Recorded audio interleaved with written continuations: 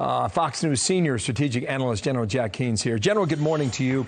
Look, there's a lot to consider here, not just energy and oil prices, but Saudi Arabia and Iran, Israel, the entire Middle East. How would you score this trip as you look at it now?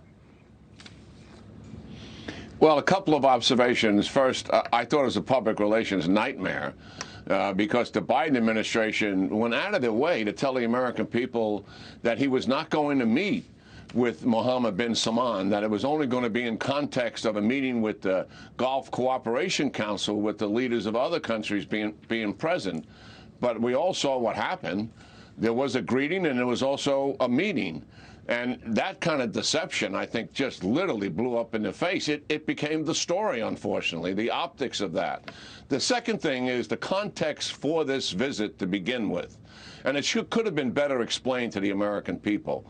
But the fact is that the relationship between the United States and the Biden administration, and particularly the Arabs, and specifically Saudi Arabia, has deteriorated significantly in the 18 months, worse than what we have seen in decades.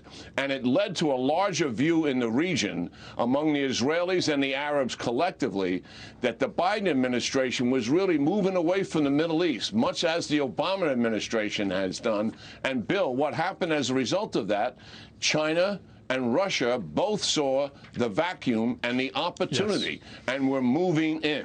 This was the major catalyst for this visit. Yes, stabilizing oil prices, was that discussed at the meeting?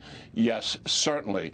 Extending the truce in Yemen, was that discussed? The Abraham Accords, was that discussed? But this is the basis for the meeting. And I don't believe for a minute, Bill, that one meeting like this, as important as I think it was, that the trust that needs to be in between the United States and the Arab world and Israelis is going to be renewed just on that meeting. It's going to have to be the president's actions that determine whether the Arabs and the Israelis believe the United States once again has their back. And much of this is going to revolve around how does the United States deal with Iran. Well, take that point a step further. What Cotton said in that interview with Gowdy is that Saudi Arabia is pro-American, Iran is anti-American. Right?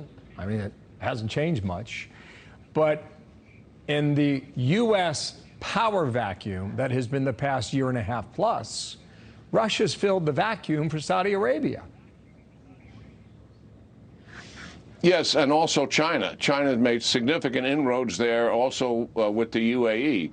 And we have to recognize that certainly Saudi Arabia is pro-American, the Iranians are not, but Saudi Arabia is the de facto leader of the Arab world. Their arch rival is Iran, and that has been the case for years.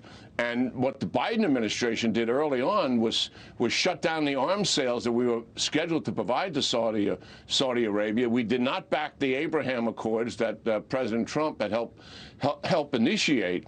And there was a thought that the United States is abandoning us once again.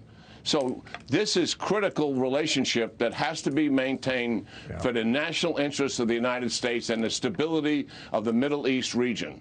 And it remains to be seen what's going to come of it. Yes, indeed. General, thank you so much. You were great last week taking us through it. And again today on the follow-up. We will talk soon, General. Thank you. Jack Keane. Yeah, great talking to you, Bill. You bet.